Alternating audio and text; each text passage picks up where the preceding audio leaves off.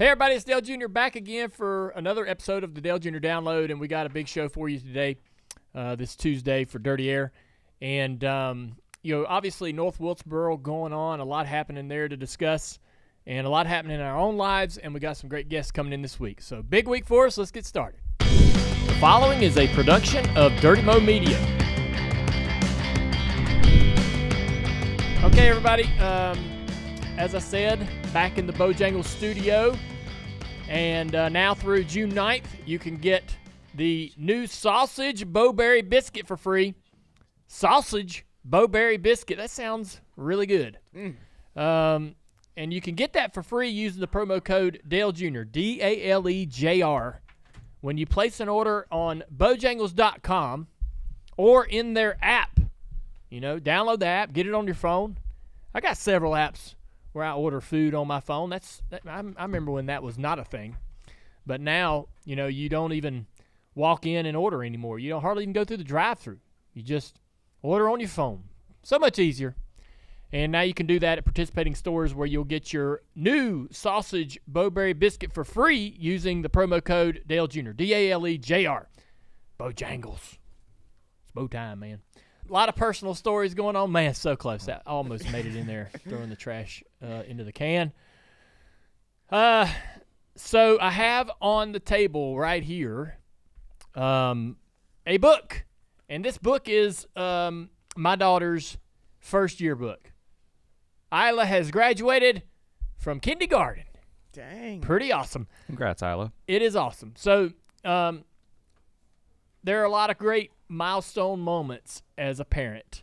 And let me tell you, when you open up the first yearbook and see your daughter's picture in there, right? She's posing for her class picture, which we all did, right? Many, many times. But when you look in one, I've got my old yearbooks, right, on a shelf in my library. And I'm sure you guys probably got your old yearbook stashed somewhere. But, man, when you open up a yearbook and see your child's picture in there, that's a pretty cool moment. We went to her graduation ceremony, a little, 45-minute, hour-long little deal. Really emotional. So proud of her. It's crazy how much, and they do a really good job of putting together this little pamphlet that documents kind of how she was at the very first of kindergarten at the very end, right? And you can see the change, how well she can write her name, things like that, right? The progress that she's made as a student and as a person. Really cool for me. Exciting week. Nicole in preschool is finishing up her year too, so we're about to head off into the summer and have just an awesome time. And speaking of summer, nobody is more prepared for that than our own Dustin. Right? Our very own Dustin. Dustin over here with his stash. Mm-hmm. Summer stash. Looking a little bit like Dirk Diggler. I swear you look like you ought to be on a porn set from the 70s. Just saying. I don't know if we can. Nobody can get this visual, right? So this is. He's got to put himself on camera. Probably not. Yeah. Great content for audio, but I wish everybody could see. Just imagine it. Just paint the picture in your mind. Man went to. Where'd you go? You went overseas? Italy. You went to Italy, and now has this inspired him to grow a mustache. Am I right? Inspired by Italy, yeah, and the Intimidator himself. Inspired by Italy and the Intimidator, man. Yeah. I saw him this morning, and I was like, dang. Looks way better than Andrew's. Wow. Didn't have to go there. It's hilarious. Also, speaking of books, I'm going to tell you another thing you'll do. Last night, me and Isla had the best time. I read a book to her every night, right? And so last night, she picks the book every night. Last night, she picked out a book about unicorns, all right? And I read it in Macho Man's voice, Randy Savage. So fun. Just giving you some notes. Can we get a taste of the Macho Man? No. I am a unicorn. I don't know, man. Unicorns, brother. You know what I mean? Yeah. I like to prance. Fun. It was a magical time. That's what it was like, man. It was hilarious. Just giving you some notes. I like it. Because, dude, you're going to read this. I've been reading books to her for 6 years, right? Got to change it up a little bit. Got to have some fun with it. Last week, you might have seen some social media content Oh, I wanted to ask too. Speaking about getting emotional during the kindergarten ceremony, I'm sitting there. Luckily I'm on the back row, and dude, I mean my eyes filling up with water. Right, I'm getting close. It's getting close to cresting. Right? I look over at Amy. Oh, she's lost it. They're already down her face, and I'm like, all right, you know, you'll kind of look up a little bit. Like the sun's really bright. Yeah, well, you'll look up a little bit, like create a little more. Yeah. Create almost a little like bigger back trough. in a little bit, yeah. Yeah, get a little bigger trough for that water. So you're trying everything you can not to let the tear. You cannot wipe your eyes. No, and you don't want the tear to actually come down. No. Your face in front of everybody, right? And you're looking around. Are any other men in here crying? Was it outside? No. Oh, because I was gonna say sunglasses always saving grace. Well, I mean, if your tears are running down your face, Yeah. you know, sunglasses have failed. You cannot let that happen. Yeah. So, yeah, I was just thinking. I was just wondering. You know, we've all probably been in those situations, man. Maybe Andrew, right? You take a girl out and take her to the theater, and you're like, "This is a sad movie. I did not anticipate such sadness." And you're trying to control your breathing and not cry, and like in front of you're smiling too much. She's looking at you like, damn, he's smiling a lot. It's a sad movie. It's a weird reaction to this sad movie.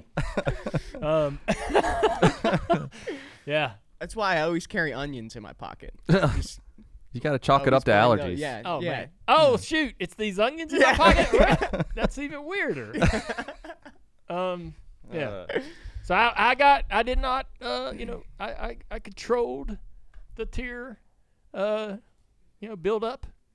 Whew, it was close though, really close. Me and Isla, we got done reading the Macho Man Unicorn book, and she goes, I said, you know, before I leave the room and let her go to sleep, I said, Isla, I want to tell you, never been more prouder than I was today when I saw you at your ceremony. And she goes, did you cry? I was like, almost. She goes, did Mama cry? It's like she needed to hear that somebody got emotional, right? Yeah. And I was like, yeah, Mama cried.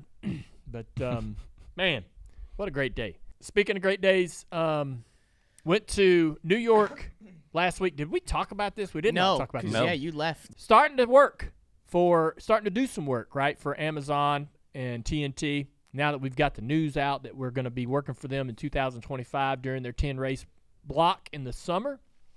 We're going to kick off the Amazon portion of the 2025 5-race program at the Coca-Cola 600. And then we're kicking off the TNT portion at Atlanta. 2 amazing races, man. The racing at Charlotte has been incredible over the last couple of oval races that we've had there. This next-gen car just really performing well at the 1.5 miles. And I think, personally, you know, I don't do a lot of bragging on me, but if I had to say what I thought my best work was last year, I think Atlanta would be something I would put forth and say, hey, this is what I think I did. This is where I think I did the best. Looking forward to both of those, but also we got together and watched. We as a team, me and some of the Amazon folks, got together and watched a bit of what's been going on this year with the broadcasts, and watched some of the All-Star race as well to sort of talk about and just get some ideas about what we like about a broadcast, what we think the broadcast should have, some of the bells and whistles. And so, I mean, it's early, man, but we're already starting, and I love that. We're getting into some, you know, some note taking and brainstorm sessions about, you know, what we think the broadcast should have.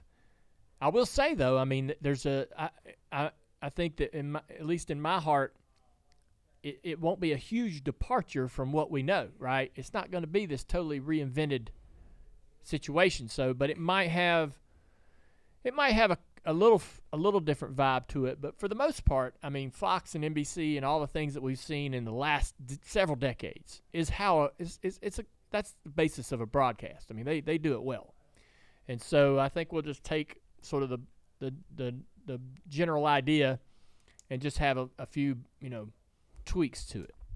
And I'd say, when I say tweaks, I think, for example, like I if I were in charge, this is just one example. This isn't something at the top of my list, but I'm just giving you an idea of some of the things we might discuss in these meetings. I think that the starting grid has never been done better than it was for, I believe, CBS, Daytona 500, early 80s. Look at any of those Daytona 500 broadcasts from 1980, 1979 even, all the way up to like 84, 85. Watch how they do the starting grid. It's usually one person, and in this case, back in the day, Ken Squire did it.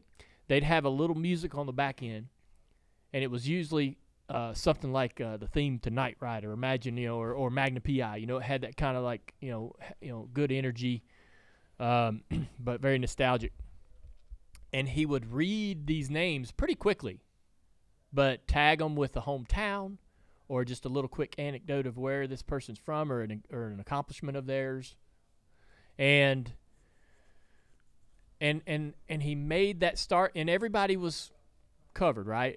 All the way to the very last of the grid, right? And it was a very energetic moment as the cars are pacing, coming to the green, that sort of brought the energy level in the booth and the broadcast itself and for the viewer up to a certain level, right? And then as you raise the energy, you want to keep it there, keep continuing to push that energy up as the broadcast goes. And I really feel like that those starting grids, I mean, maybe it was just me, but I'd listen to that and get freaking pumped because it felt like, I know that this isn't the case today because pretty much every car that shows up is guaranteed a spot in the field, but it felt like back in the day they made it sound like making this field wasn't an accomplishment. And that starting grid and how it's read and the energy within how it's read adds to that. Right? Even if we know that all the cars are going to be in the field, it should still be apparent that it's hard to get there, and they're in and they're present, right? And so that's a very small thing, I know, but I'm telling you, you add a lot of those up into the show, and it really gives it a vibe, right? And so that's what we're sitting down and having conversations around. But again,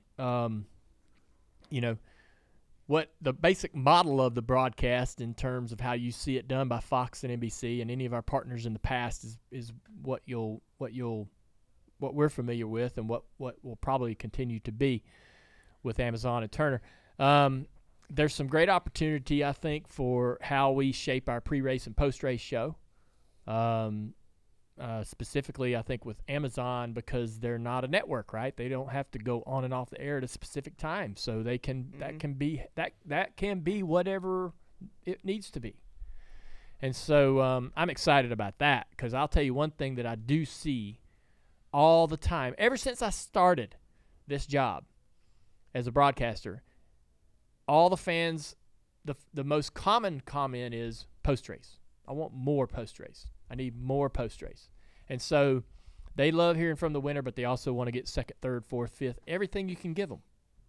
And so, there's times when we're on the big networks like Fox and NBC, there's programming already built in that has to begin at a certain time. So if the post-race don't fit, it ain't happening.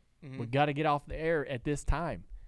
And so with Amazon, at least, I think we'll learn with TNT really what their flexibility is. But I think with at least Amazon, that can be whatever it needs to be because that space is however big we want it or need it to be.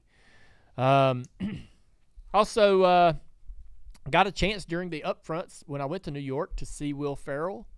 I saw that. That was really cool. He asked me, he said, "Hey, man, you still around North Carolina at Lake Norman?" I'm like, "Hey, we sure are." And one thing that I got to share with him, which I hope that he appreciated, was I got to tell him that story about the first time I seen the movie at Skywalker Ranch with George Lucas. Well, I don't know why that escaped me. But I thought, I bet Will Ferrell doesn't know George Lucas watched this movie. And he said, I told him, I said, man, the first time I saw this movie was at Skywalker Ranch, and Lucas was sitting behind me, And he goes, "Did he laugh?" I was like, "He laughed, buddy. I heard him laughing." He really thought that was cool. So that was neat. I got my picture with Sarah Jessica Parker. And I also saw with Will Ferrell, another actress. She's in, I think it's Sweet Home Alabama. Oh man, I remember Witherspoon. Yes, Reese. So Witherspoon. I saw Reese Witherspoon, right? And gosh, I mean, she's pretty cool and iconic. And I'm not a person that's like, hey, can I get my picture? I just don't do that. I can see them. Everyone's talking to them, right? Everybody's bothering them, I guess, in the way I look at it. So I'm like, I'm not going to add to that. I'm just going to stand back. But I did want to go to say hey to Will in telling that story. But I saw, so I go to, the TNT up front, and I see Sarah Jessica Parker, and I know Amy, watched Sex and the City forever, back when we were dating and got married and all that stuff. And I was like, I bet if Amy knew me and her were in the same room, she would probably be mad that I didn't go up and say hey or get my picture made with her. So I did bend my own rule there. But pretty cool. Great. I saw Shaq, got to talk to him. I love the picture of you two standing next to each other. Yep. It's amazing how big he is. Dude. Yeah. I got to see Charles Barkley and talk to him quite a bit. Charles Barkley is the coolest. I'm gonna tell you, man. I've known Charles for I can't even remember when we met, but it's been a long time. And Charles Barkley will text you out of the blue. How's the family? Hey man, just how's the kids? How's Amy? Just out of nowhere. Yeah. Right? And I see him maybe once a year. When we did this, I guess when I was retiring, we did some kind of a live stage roast-ish sort of event with Mike Davis and Dirty Mo Media, and Mike invited him to come be a part of it and come on stage. He comes. And comes, of course, he loves to go to Vegas and gamble and stuff like that. But he comes and sits on stage and hung out backstage with Dale Jarrett and everybody. And him and Dale Jarrett ended up hanging out and gambling a little bit that afternoon or that evening. But just a cool dude. Wayne Gretzky, got to talk to him for a minute. Super cool. Really nice guy. Got to meet his family, and some of his sons were with him. That was really neat. Just a great experience in New York with the upfronts. Had some great dinners. And the people at Amazon and the people at TNT, really easy, really laid back. This is going to be a comfortable couple places to work. So I'm thankful for that. Anyhow, I guess moving forward into the Cup race. North Wilkesboro. I know a lot happened. The Kyle Busch, Ricky Stenhouse Jr. fight. We're going to get to that. But North Wilkesboro, the short track, is maybe the best short track on the schedule. It is a near perfect short track. Never in any recent history that I can remember have we ever had a repave that was multiple groove, especially to the fence. Mm-hmm. They were running the wall in 1 and 2. And that will only improve race after race. That will get easier and easier and more, and people talked about, I know the fans, man, I was reading comments, you couldn't pass. Well, you're asking for multiple grooves. And if you're going to run that top, you're running it as a defensive move, right? You can make it hard to pass at any multi-groove racetrack by running the top. And so, I could go through dozens of races where I ran the top to make it hard for people to pass me. And it should be hard to pass at a short track. And that's why, you see guys eventually run out of patience and run into the back or run into the side of other cars or trucks. We saw during the truck race, guys battling side by side, having a hard time completing the pass, and finally just having to use the guy up a little bit. That's what we want to see in short track racing. And if it's easy to pass, you're never going to see any contact. Never. If it's easy to go by a guy, you're not going to see anybody run out of patience. You're not going to see anybody get mad. Not going to see all the things that we see at short track. So, anyways, they repaved the racetrack. I would have never guessed this was going to happen. I thought for sure, I was worried to death we were going to have nothing but running the bottom, single file, absolutely no passing, and no second groove, and a real snooze fest. And I was worried about Wilkes-Barre long term. Mm-hmm. But, dude, we got the exact opposite of that. We got the best case scenario, the absolute best possible outcome in terms of how that racetrack is going to race. That little nugget right there, man, is lost in the shuffle of the news, right? The news cycle around the fight and everything else. This freaking racetrack is awesome. Badass. And so there was there's some, the tire played a little bit of a role in that, but not so much because, dude, the trucks had a old-ass, regular old Goodyear, and they were running all over the place with it. So when we were debating whether the option tire was this or, whatever, right? The tire, to me, mattered very little about what how well the racetrack raced because the trucks went everywhere. And they're on old-ass Goodyear, right? Nothing special. And so they used a little bit of a different aggregate, meaning if you were going to pave anything and you wanted it to last forever, you would pave it in a more modern, very dense ratio between, all of the chemicals and tar and all the things that go into pavement, right? So, 50 years ago, that all of the things, the tar and everything that really is the glue that holds asphalt together, that's probably the most expensive part of the process.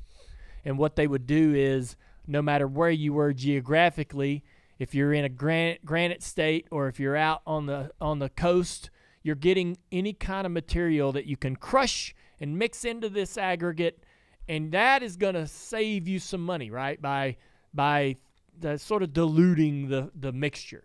And so, you'd put a bunch of crushed rock into this mixture or crushed seashells or whatever it might be, where you are, whatever's easiest to obtain locally.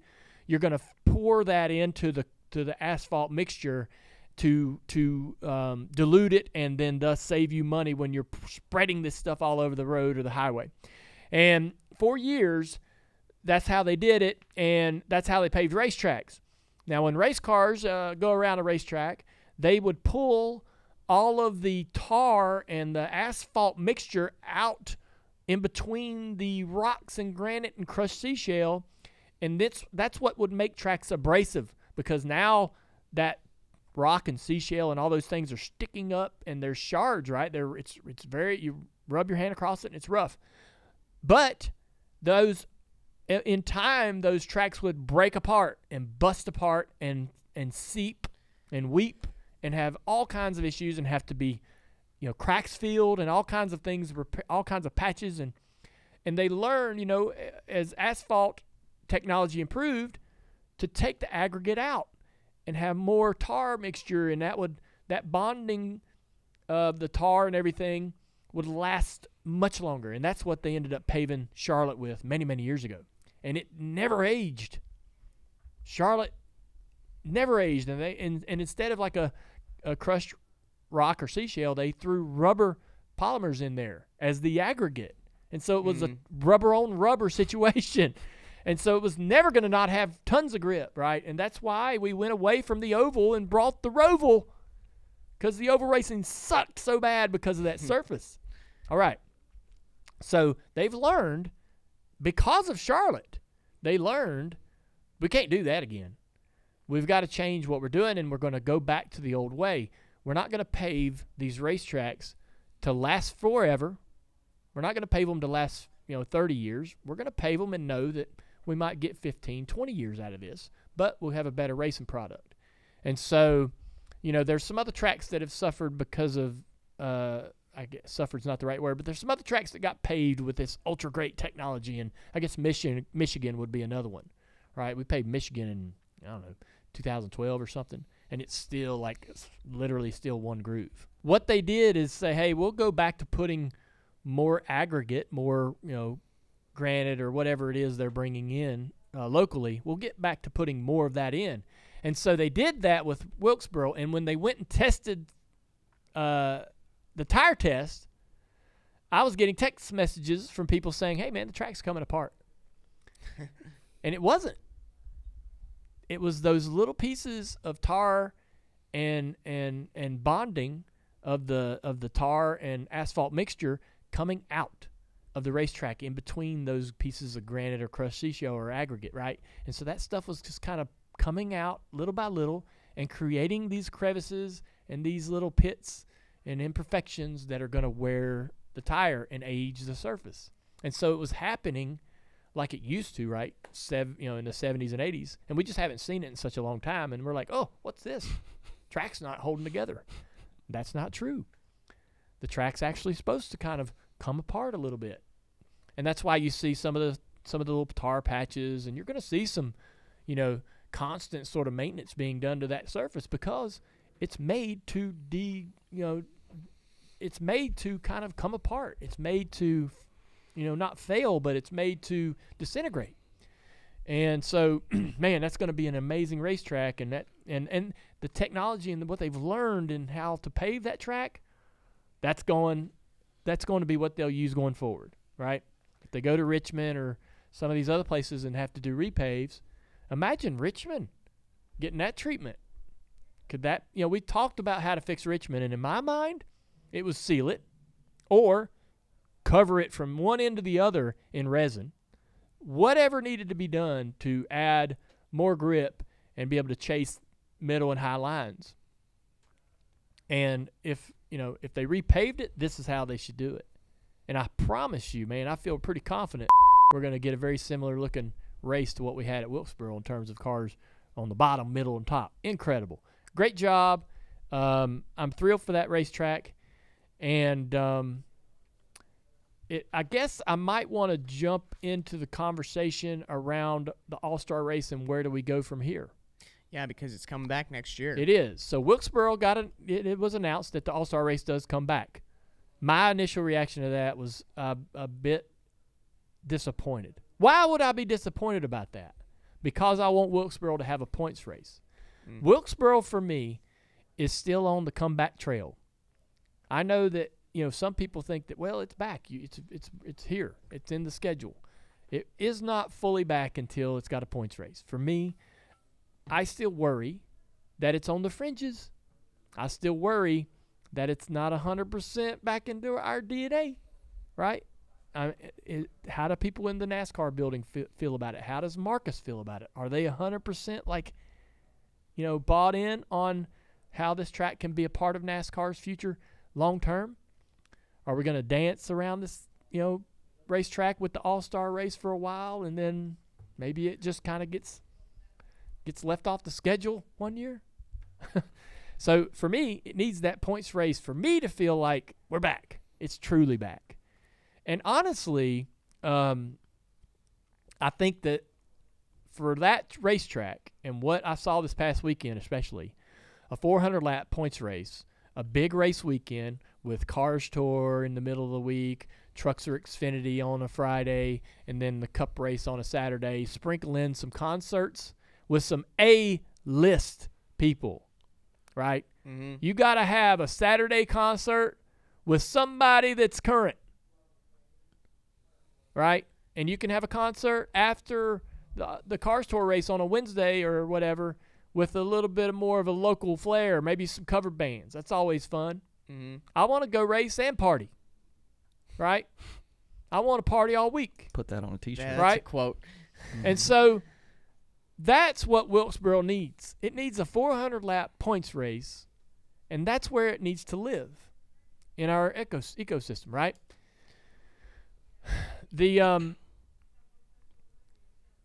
What does that mean for the All-Star race? All right, the All-Star race, to me, needs Charlotte. Like we had it. Yeah. The All-Star race needs Charlotte.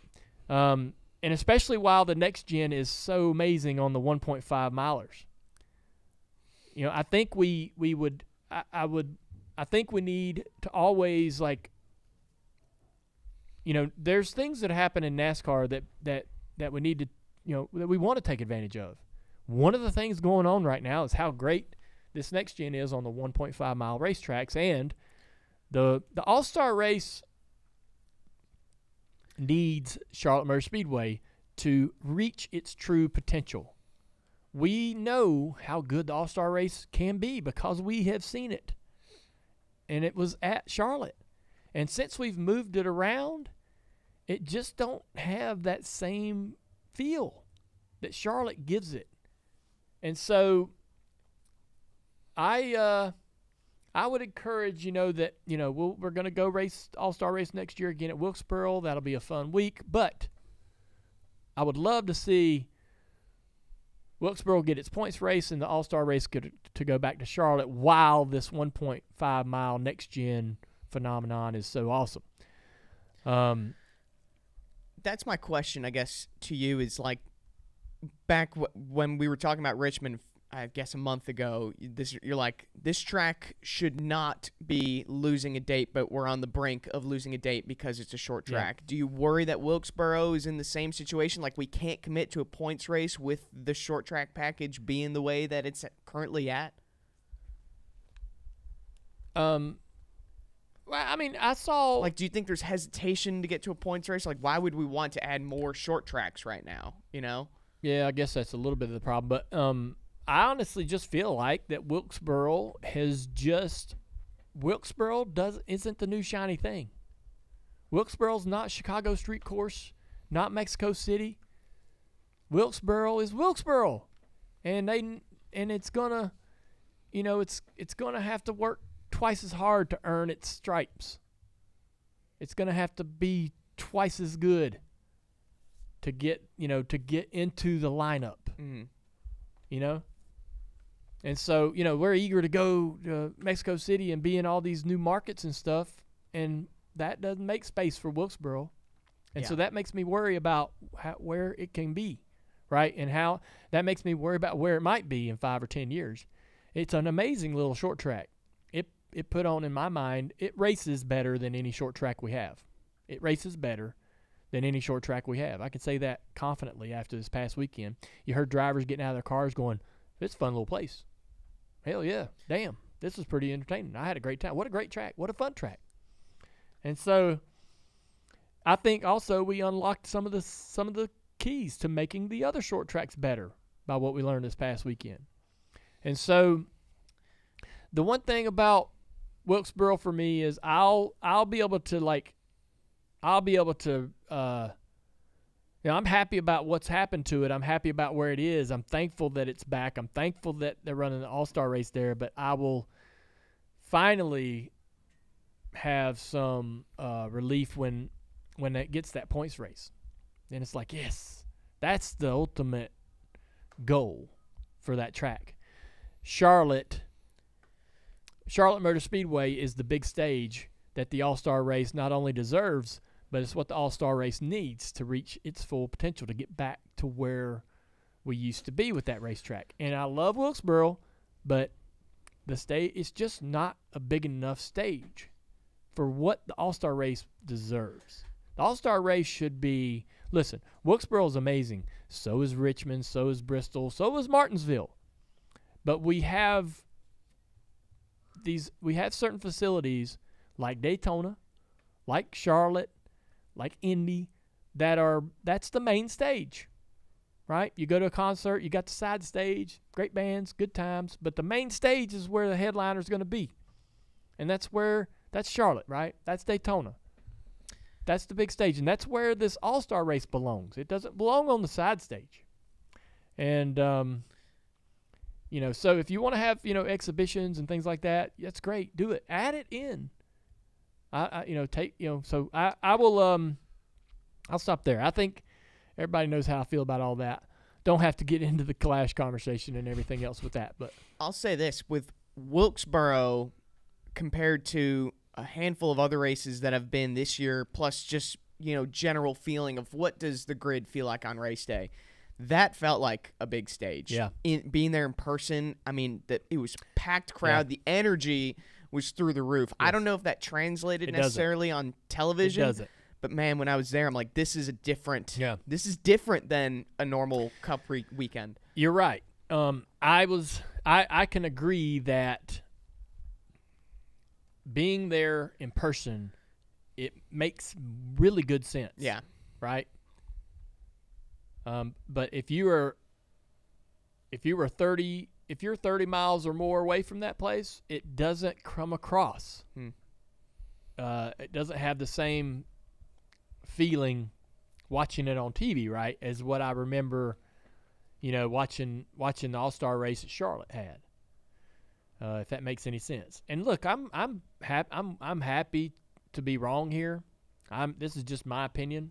This isn't, I'm not saying this is what has to happen or has to go forward. This is just how I feel about it. Look, Wilkes-Barre is good. I'm thankful for it. When you go there, if you go there and put yourself on the facility, you'll see it's special and it's different. It's nostalgic, and you'll have a great time. But I just thinking for the All-Star race, because I'm worried about these things. Wilkes-Barre's long-term future. And for me to feel good about that, it needs a points race. The All-Stars, long-term future. I watched a documentary where they were talking about how the All-Star race in the early 90s and stuff, they were even considering whether it belonged, whether they would continue to have it. It had lost this sort of appeal. Why continue to do it? And there's been that debate in other sports too. There's times when it just lulls and you're like, what do we do with this? NBA's went through that, right? How to make it matter, how to make it important, not just a walkthrough. And so I worry about the long-term future of the All-Star race, and I think it needs to go back to Charlotte to sustain it and get back to look, if the racing sucks at Charlotte, I wouldn't be saying this, but the racing at Charlotte in the last two ovals has been pretty freaking awesome. Pretty damn good. You're right. Yeah. So I'm thrilled about this weekend coming up. Talking about TV, right? Talking about how things don't come across on TV well. I say one thing that did come across well on TV this weekend was practice. I watched practice on TV. I mean, we don't get it much anymore, right? Mm-hmm. And I don't know why, but I don't know what my point is on this, but otherwise, I watched practice. I guess this was probably Friday. And I was pretty excited about the race. Watched practice, probably 10 times more excited at the end of practice. And that's why the tires, just watching some practice, just the energy around cars on track. Yeah. So a practice, and this is the debate right around, like we had this conversation with Chase Elliott, and he's like, from my perspective as a driver, we don't need more practice. My opinion is we do need more practice.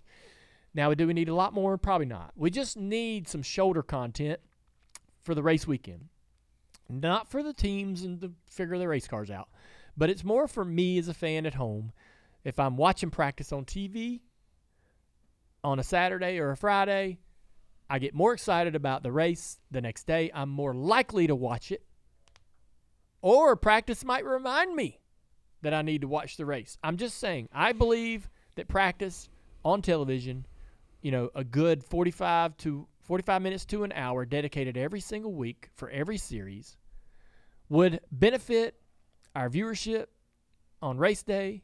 It would benefit fan engagement across the board, whether it's in person or on TV or, people tuning in. It's going to create tons of conversation and generate tons of discussion on social media and across all message boards. Any race fan is going to be talking about all the things, whatever practice generates in storylines creates more conversations.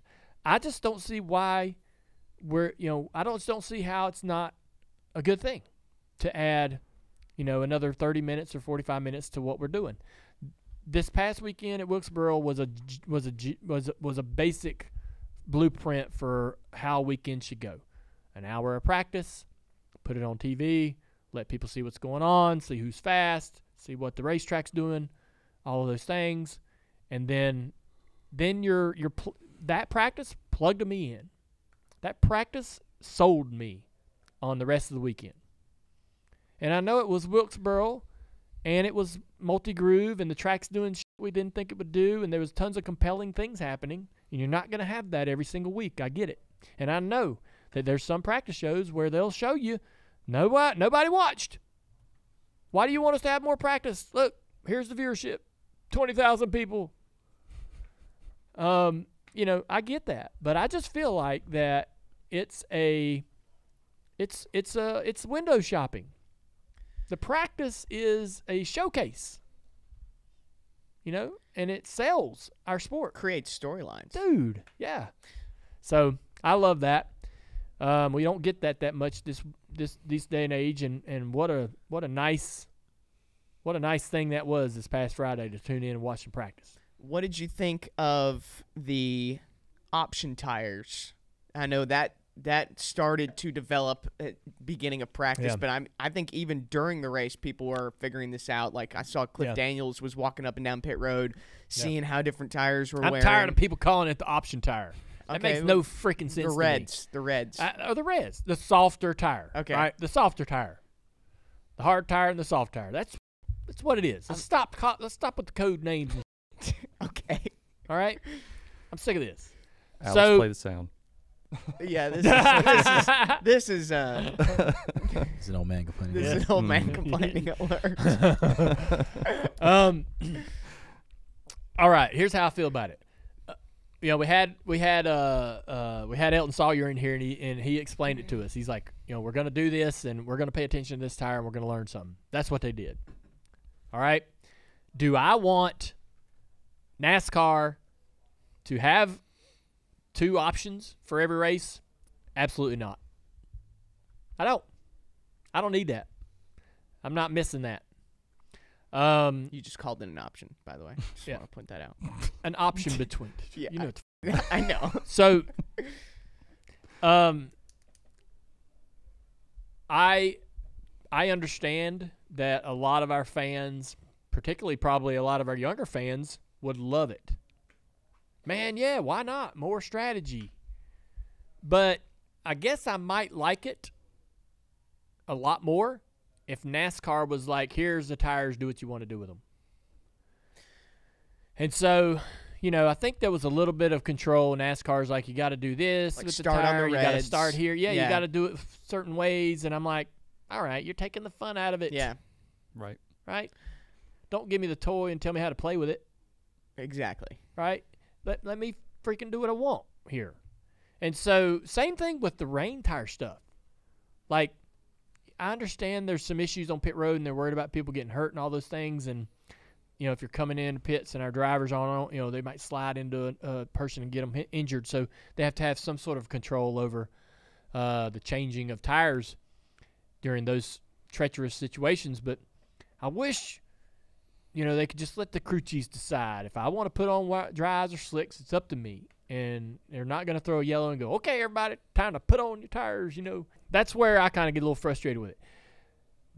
I really hope that this weekend at Wilkes-Barre, they were just doing this tire situation to try to learn if the soft would work. Goodyear needed to go there and say, all right, man, let's try this soft tire and let's make sure it doesn't just completely be a disaster, blister, which Harvick kept saying they kept blistering tires. But, I mean, I'm watching the race, and I don't see anything going on. I don't see anybody having a problem with it, right? So, I mean, I guess the tires were fine. But Goodyear hopefully just went there with with both options, right, the hard and the soft, just in case the soft truly was a disaster. Mm-hmm. They could go, all right, well, we're not doing the soft, everybody. We're gonna punt here, and we've got the hard tire. That's what we're racing. And so I hope that it's not this sort of agenda to bring in this, this new era of having multiple compounds in every race or a lot of races we go to. I do not want to go to Bristol or Richmond, and watch 400 laps of and hear 400 laps of tire compound, soft, hard, soft, hard. I don't need that. And so, that's not what we've ever been about. And I know it's common in dirt racing and F1 and all these other disciplines, and that's fine. And I go back to, look, man, this is my opinion. I may be on an island here. I just ain't ready for it. So hopefully they brought that tire just to try to get a little more information on it. What we walked away with was all the crew chiefs, Rodney Childers, and everybody else saying, we just need to run that soft tire everywhere at the short tracks. Don't even bring the hard one. Just put us on this tire everywhere we go. Denny's saying we can even get more aggressive. Other crew chiefs are saying. Was saying the Gabe same Hart thing. too. He's like, we can. This was a great step in the right direction. We can go harder. We can It's go. not wearing we enough. can go Right. further. Yeah. We can go further. We can go further. Softer. So hopefully that's what we're learning, and we're not going to go try to have multiple compounds and confuse the shit out of everybody.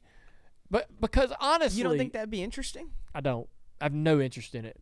I think that would be fun to watch. Nope. If you can get the tire different enough. You're not. If you're all right, I'm gonna put softs on, drive by your ass. You're coming to get your softs.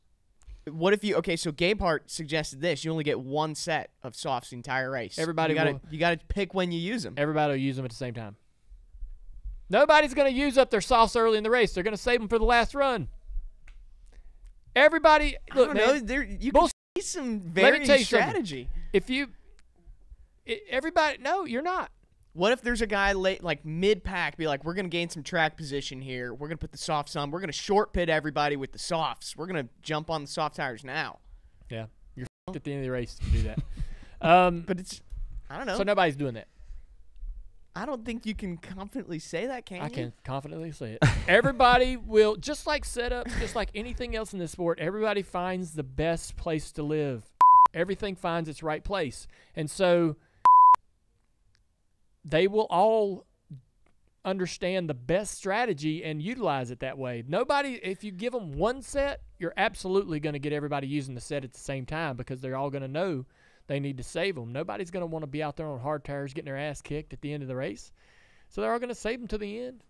They're just going to try to survive and put themselves in position and put their softs on at the end. Everybody will be on softs. It happened in the damn All-Star race.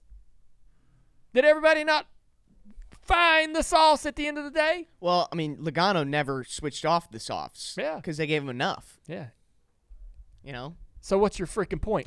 Everybody did. Everybody saw what he was doing, and everybody went there. I know. So I'm saying, like, limit the softs. So everybody would have put them on at the end. I know. Yeah, but maybe, I don't know. Or in that case, you would have had NASCAR telling you to start on them, and that would have been the end of the softs after 50 laps or 100 laps. Well, that would be. I'm going off of what Gabe Hart's saying here because I think he gave a really good interview to Matt Weaver after the race of, here's some ways we could fix it. And he seemed to think that would put it in the crew chief's hands a little bit more of if you only had one set of softs or limited it, there would be some more varying strategy. Nope. I'm not a crew chief. I'm not arguing with him. I'm just telling you, if you said to 95% of the crew chiefs, him included, I think you would have them all holding on to those softs for the last run or the last 100 laps. They would not, if the race is 200 laps, they would have put the softs on in the second half, not the first. Right. I just, this is an argument. It's a good argument, but I just feel like that we can introduce multiple compounds. It'll disrupt things, just like the next gen did. It'll stir it up for a little while, but eventually they'll all find the best solution and the best route to take every single week on the strategy, and it'll be pretty much straightforward what you would do with these soft tires. Now, it might take a little time, but it would all sort of work itself out to where everybody really had pretty much the same strategy. Now, some funky thing happened, fluky caution or whatever, it might throw things around a little bit where somebody might come get their tires earlier. If you got a race at New Hampshire, right? We always had this. People would come in and get tires with 100 laps to go, and, man, if they had the track position, they weren't coming back.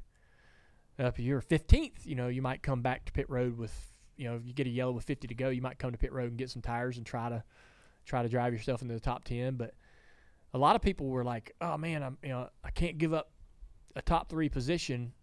I'm going to stay out here with these 50-lap tires. In those kind of situations, you might have some fun with the sauce, but where you get people to come and get them earlier.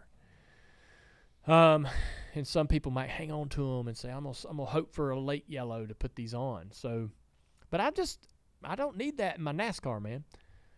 If it comes, it comes. It'll be entertaining. As a broadcaster, will cover it with all the excitement I can muster. But until it gets here, I don't care for it.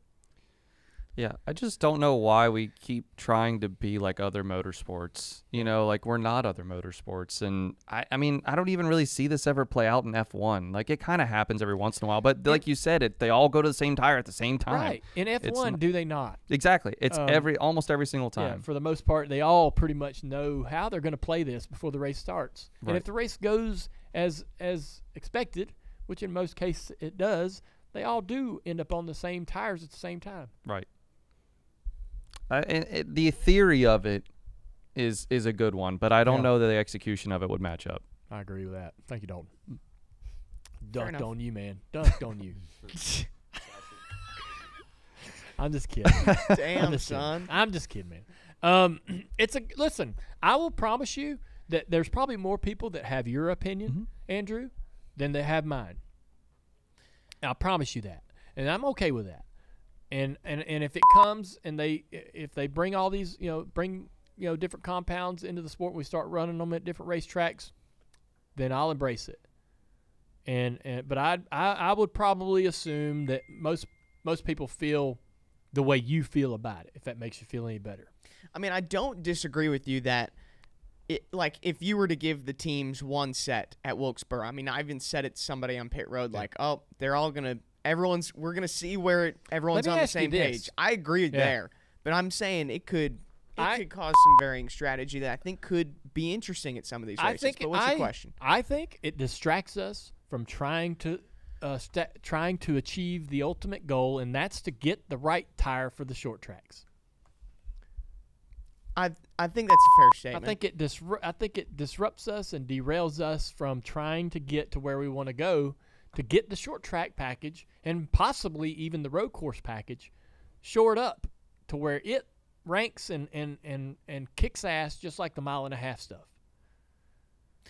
I can agree with you there. Like the tires feel like the somewhat Band-Aid to fix it being hard to pass. I don't disagree there. But I still don't think that wouldn't make an option tire, a hard or soft tire, interesting to watch at any sort of racetrack. Yeah.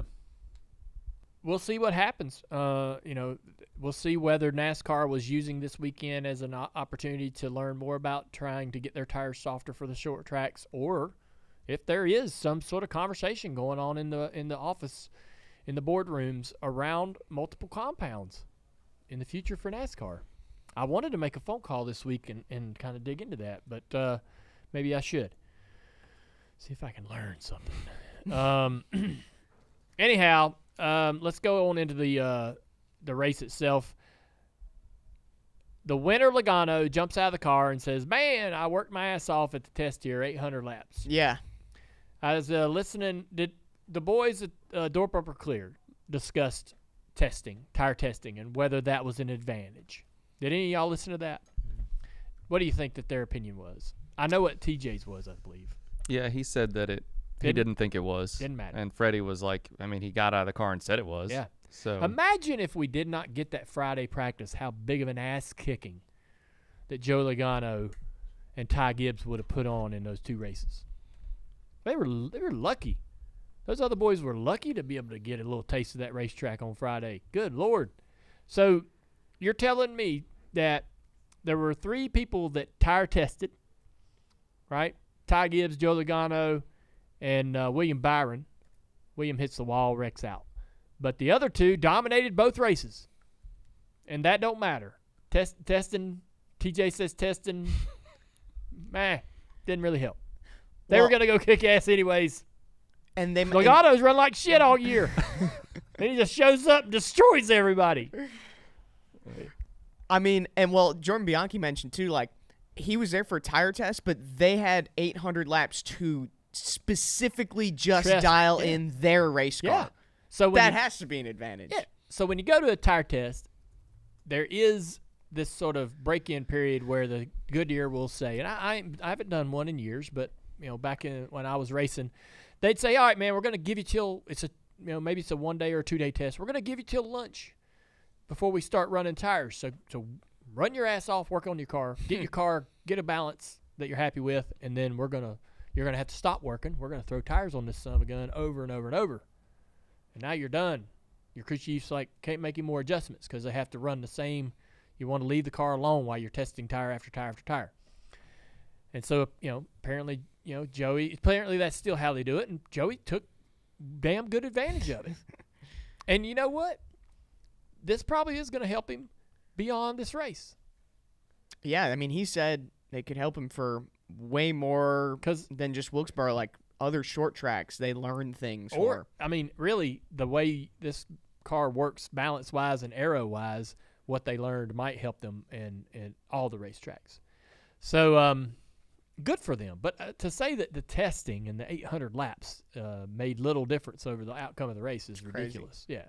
Yeah. I saw Joey. He's going to call in here in a bit. Mm-hmm. I saw him and got to congratulate him the morning after. Let's talk about the fight. Kyle Busch, Ricky Stenhouse Jr. got into it. First off, I was in that. You were in the fight. You were not in the fight. Yeah. You were he there was for next the fight. to the fight. Yeah. I got shoved. Somebody Did you shove? Somebody bumped into your shoulder and Yeah. you're like, oh, Jesus Christ, I'm in it. I'm in it, guys. Take me to the care center. Yep, we're in it. Yeah. We're in it, guys. We're in it, guys. We're in it. We're destroyed. We're in it. All right. So I think, this has been discussed more than anything in a long time, right, around our sport in the last couple of days. I watched Denny's comments about what he thought went down. I think that there's an aero issue where, and we've seen it, and the guys talk about it, and Harvick's talked about it this year on the broadcast, where when somebody gets on your left side, it makes you tight. And now, I think that Denny's correct in that Stenhouse didn't touch him, but Stenhouse gave Kyle a choice, lift or hit the wall, right? And Kyle, didn't lift. Kyle hits the wall and says, well, that wouldn't have happened if he wouldn't have run 3 wide. Why are we going 3 wide on the, second lap of the race? Stenhouse says it's it's all-star race. Every restart, got to take advantage of it. He's right. I mean, that looked like Kyle Busch driving that 47 car through the middle. Did it not? It sure Have did. we not seen Kyle Busch Do the exact same do thing. the exact same thing? Try his best to do everything he can on restarts to take advantage. And Stenhouse is right. Short race, not a lot of opportunity to passes are difficult. He saw that and felt that in practice. He probably knew. Got to get everything he can on restarts. Teams preach that all week long. Restarts, get everything you can, try your hardest. He just was doing that. Could Kyle have done some things, maybe not hit the wall? I think so. Did Ricky Stenhouse physically run him in the fence? No. Did Kyle Busch, did he deserve to get wrecked? Did Stenhouse deserve to get crashed? No. Does Stenhouse go home if he can leave the track? Yes. Cement those So cells. yeah, so cement or concrete, whatever you want to use. But I was around before. I was around when you couldn't get out of a lot of these racetracks. Right?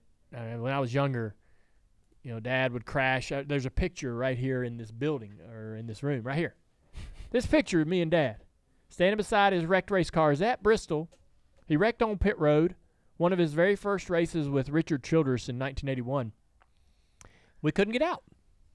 So there we are watching the rest of the race. That definitely played a role in him sitting there stewing. And he's going, I'm damn sure I'm going to tell you, I am going to do this. I bet he was like, got out mad, thinking, man, I said what I said, but I'm going to calm down. I was thinking that. Yep. And then he stood there a while, and he went, I'm going to do it. Maybe I have to do it. Maybe I have to do it because I said I was going to do it. He said that on he went on Stacking Pennies, and he said, I kind of felt like I had to hold to what I said earlier in the day. And Kyle Larson was asked who would win the fight between the two, and Kyle said Stenhouse for sure. Didn't even hesitate. He said Stenhouse would get beat up, but he wouldn't quit until he won. And so I wanted to, all that's been discussed. I don't, the racing's the racing wrecks and running each other high and going 3 wide and somebody getting mad about being put in a bad situation happens all the time. But it looked like Ricky telegraphed his punch. Ricky sort of has this really brief moment where he changes his expression, and then he gets in fighting pose, right? And then he swings, and it's like all of these things allowed Kyle to know, okay, he's about to hit me. And so Kyle kind of moves away from the punch. Yeah. And so, I think that, unfortunately, I think for Ricky, if he's trying to hit Kyle in this moment, he telegraphed it, and Kyle was able to dodge most of it, if not all of it. I think he got Kyle like on the maybe side of the jaw. But I mean, Kyle was also moving away. He was definitely already moving and so away. Kyle's shot on Ricky's dad. I saw some angles of that. I saw some angles of that, and I thought that looked like a decent shot actually. And I showed Amy, and Amy was unimpressed. Did you see the entire back of Ricky's shirt was ripped up? Yeah. Mm-hmm. Yeah. Amy was unimpressed how? She just didn't think it was a hard shot. Oh. There's this angle of Kyle punching Ricky's dad, and you're at the back of Ricky's dad, right? And you can see Ricky's dad's head twist from the contact of Kyle's right hand. And I'm showing Amy, I'm like, this looks like a pretty good punch, because all the other things that happened in this were not clean shots, and there was there's a lot of falling down and shouting, carrying on, and all the poor journalists that were. That it was a massacre. Davey Siegel was on the ground. Well, they were all over their ass with their cameras. I mean, they're all up over, they're over the top of their, shoulders and over their shoulders with their cameras and microphones. When it went down, they got to be ready for it. I was ready. You were ready? I was ready. Yeah. Did you fall? I did not fall. Yeah. No. Kept your feet? I was able to stay to my feet.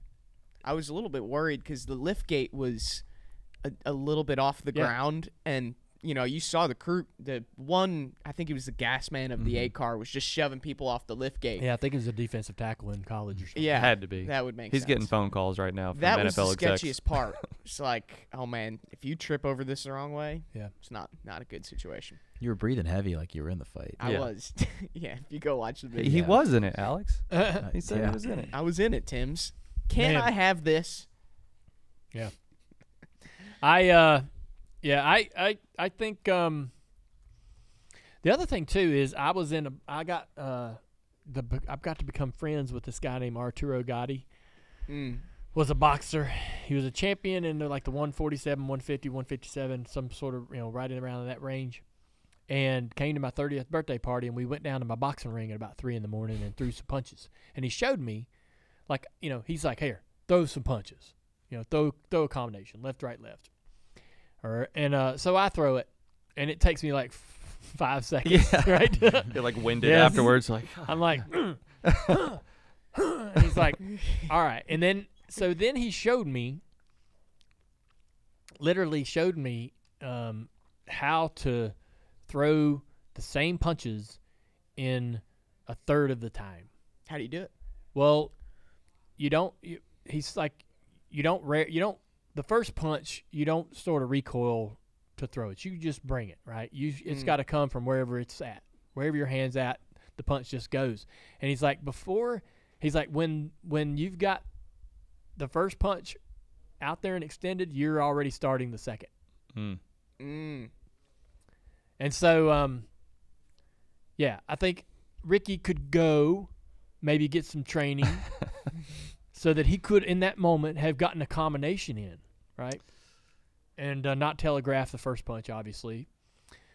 But I mean, that's the only thing that I mean that when I watched that, I was it was entertaining. I know that Ricky went around and did some interviews, and he's out there talking about it. I don't know where Kyle is personally about it. Probably more annoyed than anything. Doesn't continue. Ricky said he's gonna wreck him in Charlotte. Is Ricky gonna go home and go?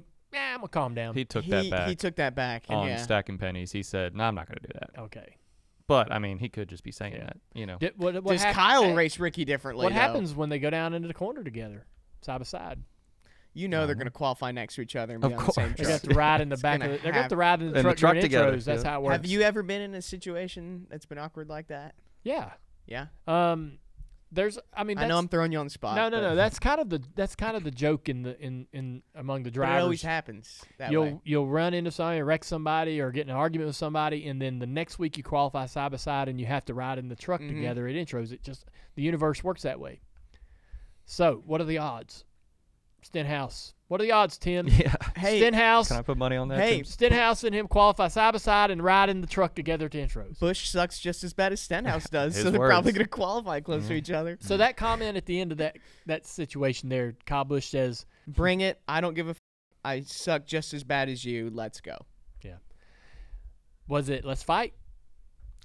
I think he was that was responding to Ricky be like, I'm going to get you I'm going to wreck you at Charlotte. Oh, okay. He's Yeah. like, oh, okay, bring it on. Yeah. Let's wreck. Yeah. I'm running. I suck too. Yeah. I saw Andy Petrie. Andy Petrie standing there. How do you Sitting think there. Andrew felt about that? I suck just as bad as you. Probably not great. I don't think he'd be proud of that. Yeah. I think heat of the moment's also, Yeah, you got to account for that as well. for sure. My favorite part of the whole transcript is Ricky swings at Kyle on the strangest, line. Like, Kyle didn't say anything that would be like, oh, I'm going to swing at you now. Yeah. So it goes, Kyle says, I don't believe it, but if that's what happened, ... And, he basically said, go watch the replay. And Ricky's like, go watch the replay. And then he just punched Give him. you The a hell I replay. will. Yeah. Don't tell me to watch the replay. Yeah. That's fighting words. Yeah, right. Yeah. Yeah, that's pretty good. Apparently, But then Kyle he Busch. said the only way he was gonna not throw that punch is if Kyle apologized. And Yeah. Kyle was never gonna. Right, apologize. and it almost looks like Kyle was about to apologize, and Ricky's like, uh-oh, he's about to Ricky take this said all back. if he would have come up and just said sorry, he would have been like, we would have been cool. Yeah. But apparently, Kyle Busch has this infamous smirk Oh, where yeah. he, when he's talking to you, it kind of comes out of the corner of his mouth. Yes. And Ricky said when he saw that, he was like, ding, ding. Yeah. Yeah. Kyle does have that. I don't know if he knows he does it, but when you're mad at him and you're trying to have a reasonable conversation with him, he looks at you like, I really don't give a what you're saying. So what? Yeah, I do not care. And That would make me want to punch somebody. You smile a lot. yeah, Oh, shit.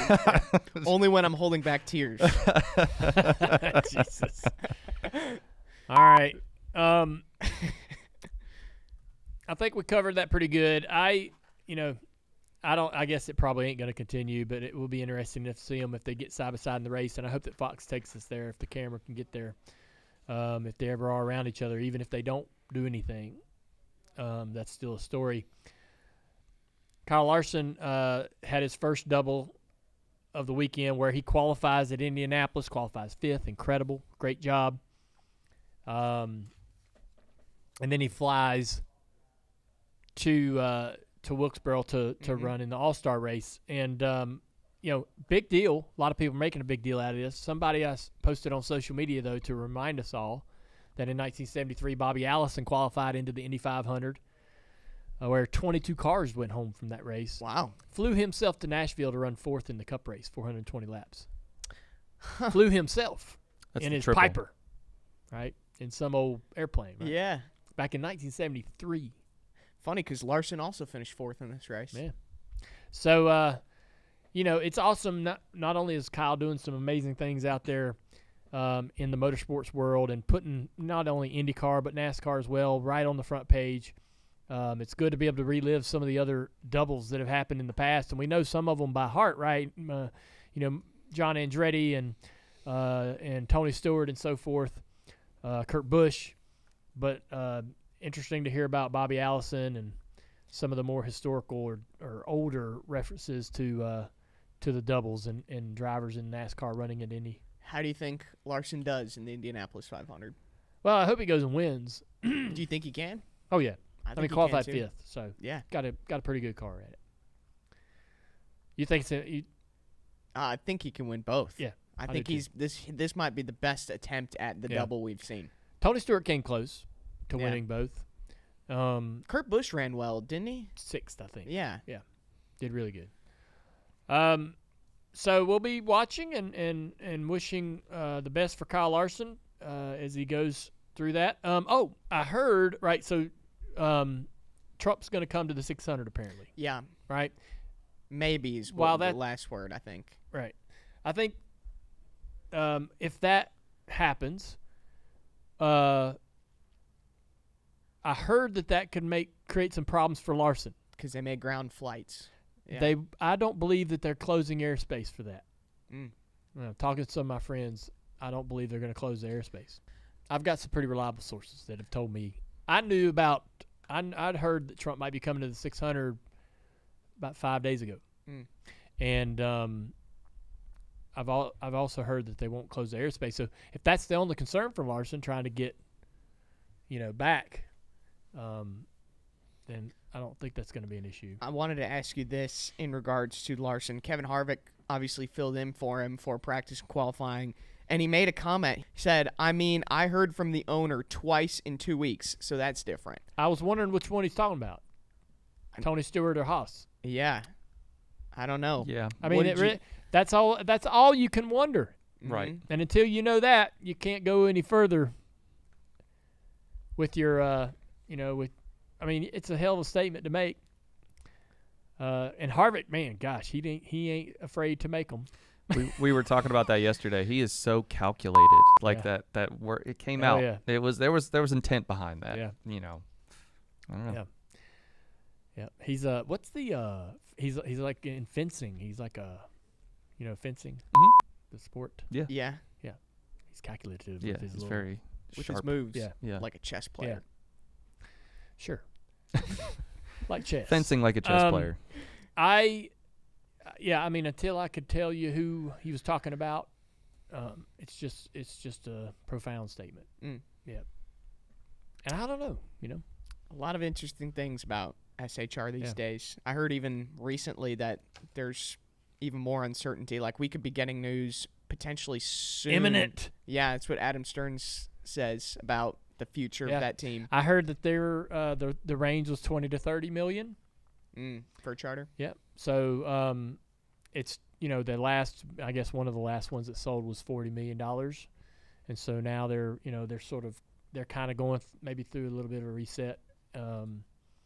Honestly, dude, I know that one sold for $40 million, but from everything that I've learned and all the things that we've dug up over the last 3 or 4 years, yeah, the value was the true value is not near $40 million. So yeah, 20 to 25 sounds a little more in the ballpark of what I think they should be going for. The question is will Stewart-Haas sell all 4 of them? Does Tony Stewart and Haas get out entirely? Holy shit, It would be weird. and that would be weird. But I don't, it doesn't seem like there's a lot of, I don't know, man. I don't want to speculate. I don't. But I hope that Tony Stewart doesn't leave NASCAR entirely. Yeah. That would suck. I His agree presence is important. Yeah, I just think he's an icon, man. He's a motorsports icon. He's, done it all. And even though he physically wants to spend a lot of his time with his drag racing, and he's a performer and drives and he's still out there actively racing. I still love the idea of him having ownership in anything in our sport because of his legacy, right? And who, he's an icon. He's like A.J. Foyt. So I hope that that's not what happens. I hope that they don't entirely remove themselves from the sport. And we'll see how that goes, man. That's pretty crazy. Want to shout out Butterbean. Brendan Queen from the Cars Tour ran fourth in his initial first ever truck start. Pretty cool to see him doing such a great job. And he did a good job. I want to commend him. And I want all our other Cars Tour drivers to hear this. He did a good job promoting the Cars Tour and how it presented this, opportunities for him. The Cars Tour, if you're like, hey, man, I want to get in the truck series. What's the best path? The Cars Tour should be one of your stops. I want to get in the Xfinity Series. I want to get the NASCAR, the Cup Series one day. The Cars Tour should be absolutely somewhere where you want to spend some time. All right? And that's helping us out. Thank you, Butterbean. All right, we got our All-Star Race winner, Joey Logano, who's called in on Zoom today. Joey, thank you for giving us a little bit of time. I know you got a lot going on.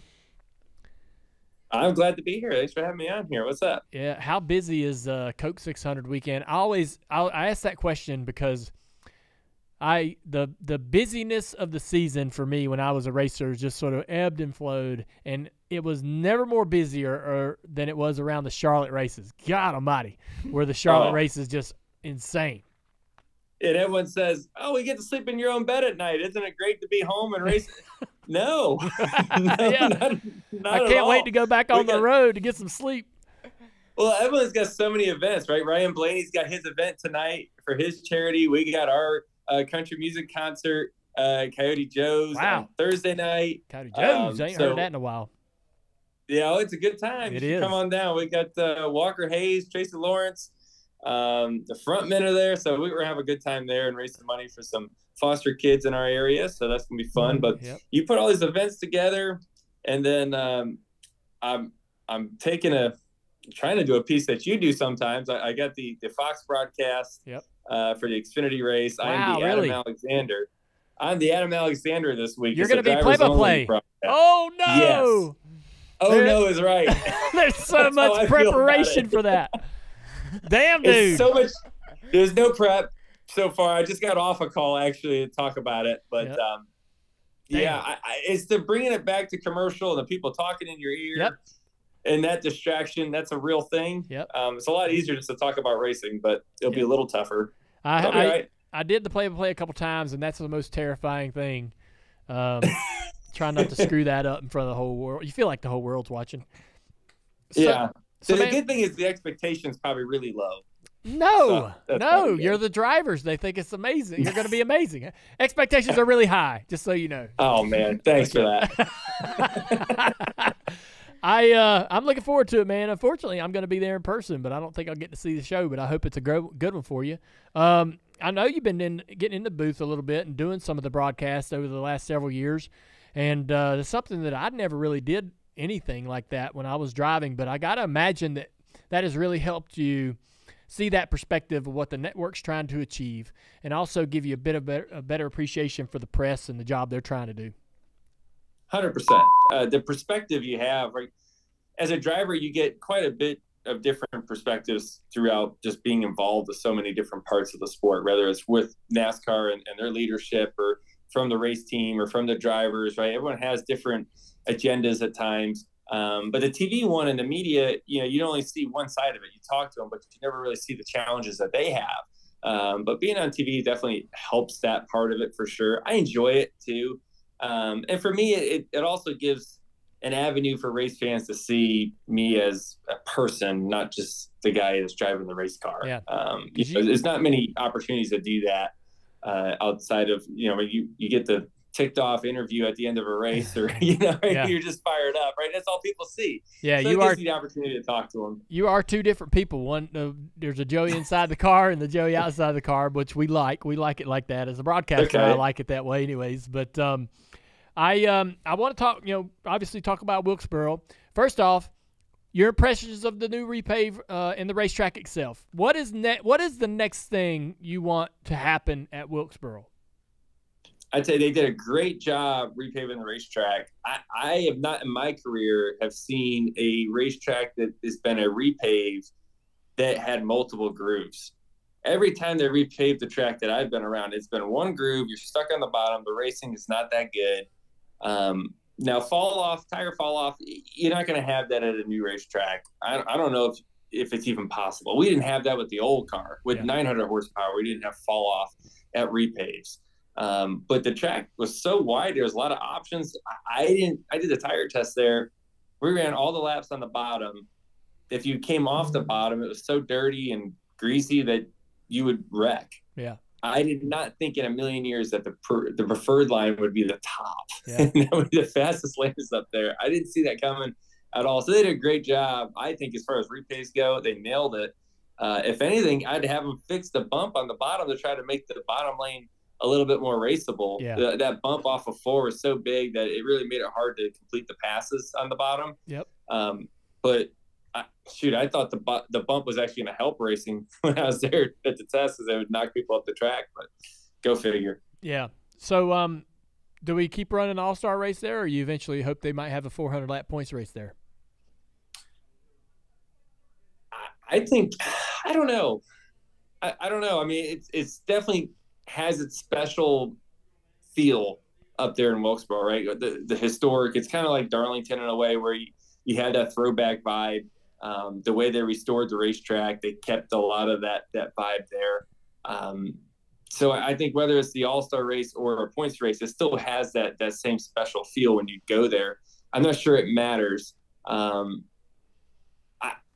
Put some points on it. Well, I wish there was points on it Sunday night. I could probably see that. No kidding. So you talked about when you got out of the car, you talked about the testing. I'm only asking this question because I'm in a bit of an argument with TJ Majors that the testing helped, right? So imagine, right, you and Ty Gibbs, you run the test at the tire test, and then imagine we came back and there was no practice, right? What an advantage that would have been for you guys. How much you got out of the car and actually mentioned it? I got the tire test. We run 800 laps. They worked you like crazy. How much, that had to have been a bit of an advantage for you. And if it was, does that advantage only help you at short tracks, or with this particular car and how small the box is, does it possibly help you going forward everywhere? Well, yeah, because we never get to practice. But, I mean, here's the deal. I'm not the only one doing tire tests, right? Like the tire test, you know how it is. It gets shared around through the manufacturers. And then when it gets to Team Penske, we got to share it between 3 cars. I get one. That's the one I got. Really? We capitalized. We capitalized on it and made it worth it. Right? I mean, that's to me, I'm proud of that for our team, that we went to a test and we learned what we needed to. Those tests are more valuable than ever because of the lack of practice that we have now. 15 minutes and not being able to change anything on your car besides ride heights, wedge, and sway bar arms. It's really hard to learn, right?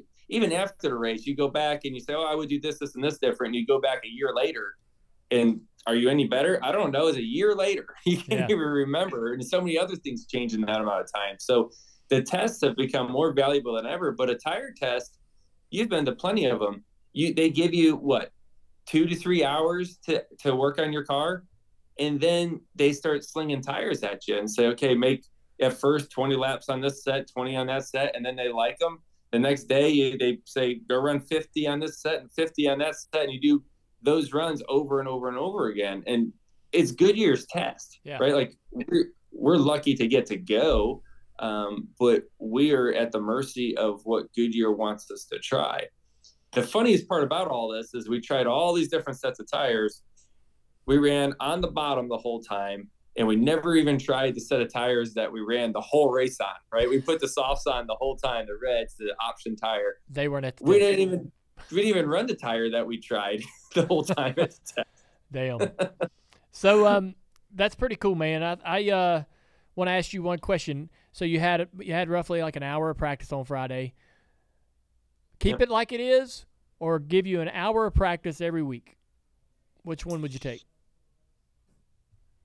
Oh man, you're asking somebody that's really close to the fire. It depends. It depends on how we're running. I might have an alternative motive behind all that, right? To the point of it's hard to make up when you're behind because you don't know how to adjust or what to do, right? Because you don't have enough time in practice. If you have an advantage over the field, you don't want any practice. If you're behind, you're begging for practice. Yeah. If I take myself out of the driver's seat for a minute and I think about the sport and what makes good racing, less practice is going to make the racing better. All right. Because the field gets all running the same speed and it's probably not good. There you go. We asked Chase the same thing. He said pretty much the same thing as you. He's like, I think we got enough as it is. It's plenty. And I wouldn't add more to it. Did you get a chance to watch any footage of the scuffle between Stenhouse and Kyle Busch? I mean, you can't open up your phone and not see it. I'm still not sure who won the race. But I saw the fight. That's funny as hell. Well, I can imagine that probably was interesting how overshadowing that was. But Stenhouse has said that he doesn't think he's going to carry on any problems going forward. When you get you've been in a few physical altercations, you've been in some shoving matches and so forth in those deals. How realistic is it for you to go back to the next race this weekend and drive that other driver without any animosity or making things difficult? Yeah, that's not going to be the case at all. Yeah. I mean, I don't know. Drivers hold grudges, man. It is. It's our sport is such an eye for an eye type of situation. It's self-policing for those reasons, and I hate being in those altercations. I mean, it sucks. Yeah, it happens. It's part of the nature of our sports. Part of being, if you're going to be an aggressive racer, you're going to be in those scenarios, and your emotions sometimes will get the best of you, and in that moment, it's all fine. The part that sucks the most is that it just stays with you forever. Yes. Forever. Like the next 10 times we go to North Wilkesboro, they are showing the highlights of that. Yep. Not the guy that won the race, not anything else, the fight. That's what they're going to talk about. When they go to the racetrack this weekend in Charlotte, and they have to go to the media center before practice starts or after practice, either way. What do you think the questions are going to be like? Where do you think all the reporters are going to be? Oh, yeah. They're going to be over there talking to those two drivers. You can't get away from it, is my point. You turn on your phone, what's the first thing you see? The fight. Yeah. It's like, it's so consuming, and it sucks, but it's part of the sport, and it is good for the sport. Right? Like, when's the last time that we're on Fox News and we're on Sports Center and all that because of the fight? Yeah. So fight on is what I say. Keep on digging. That's right. It is, from my perspective and your perspective too as a broadcaster. It definitely does help sell the sport and create some storylines. Man, thank you so much for your time today. Congratulations on an awesome job this past weekend, dominating and winning that $1 million. Should be an incredible weekend of racing at Charlotte. That place has been putting on some shows over the last couple of trips to the Oval. I'm looking forward to that, and I hope to see you out there, and hope you have a good day, man. All right, man. Thanks. Talk to you soon. We're so lucky to have Joey call in, man. He's a professional, and now that he's in the the TV side of it and doing all the things he's doing there, he's certainly understanding a lot more about the sport and some of the things that podcasts like ours are trying to do. And he's right, man. You turn on your phone and that's all you see is that fight on every handle. I mean, there must have been 650 different angles of this thing going on. Everybody, I mean, there must have been 150 cell phones out when this thing was happening, because I've seen it from everywhere. His comment of "I don't even know who won the race" was hilarious. That was great. So we're thankful for that, and let's get going. Let's get to Ask Junior. Let's get started with the Ask Junior portion of the show. Let's get going, man. Let's get going. This first question from Charles. It is announced that next season we will be doing an official in-season tournament with a $1 million That's right. prize. I feel like they got the idea from Denny Hamlin's Bracket Challenge, which is back again. But what are your thoughts on that? That's gonna be right in the heat of the Amazon TNT duo. Basically, this is really similar to like the No Bull $5 million deal. And it is exactly a spinoff of Denny's Bracket Challenge, which we're still doing that. Oh, yeah. Yeah. So we're still going to do the Bracket Challenge where you can fill out your brackets while this in-season tournament is going on. But this year is not the tournament. Just we're doing our Bracket Just Challenge. us. Right? And more details will be coming down the pipe. Follow Dirty Mo Media on social media, and we'll let you know everything you need to do about being able to fill out your own bracket for the Denny Hamlin Bracket Challenge. But this is a great thing, and it absolutely is a spinoff, whether NASCAR will admit that or not. I know that Denny Hamlin came up with this idea, and it really was well received, and I think fans will really appreciate it. Year over year, it will become something more and more enjoyable for fans to be engaging in this. This is something for fans to have involvement in and enjoy. Just like March Madness creates a lot of conversation around filling out brackets and so forth, and there's, obviously, personal wagers and things that people are making on that. So, I mean, this is limitless, the opportunities that this could create. I'm personally excited about it because it gives a new twist in what I will be doing as a broadcaster, right? Sure. There'll be a new storyline to follow as we go through those races with TNT. The Amazon portion of the broadcast season in 2025, basically most of June or all of June, the last 3 races will be the seed races. So how you finish in those 3 events will help seed you into the bracket, which I think is kind of nice because instead of just using a obvious, point system or looking at where drivers are in the points and just seeding them automatically that way, this really does give you some chances for some pretty odd pairings. A three race seeding process could get you some pretty, could find you some pretty heavy hitters going out up against each other in the very first week of the tournament. We'll see how that plays out. The TNT broadcast portion of the season, the 5 races that they have, will be the tournament. And so at the end, in the final race, it'll be between 2 drivers, and one will walk away with $1 million, and second and everyone else gets nothing. I love this idea, and I think it's great, and I understand why NASCAR is going to slow roll it. And when I say that, I mean, I would love for this tournament to come along with an automatic bid into the playoffs, or if that I'm just going to say the driver that wins the tournament most likely is going to be in the playoffs without help from the tournament itself, right? What if we were allowed this tournament winner to gain a first round bye, right?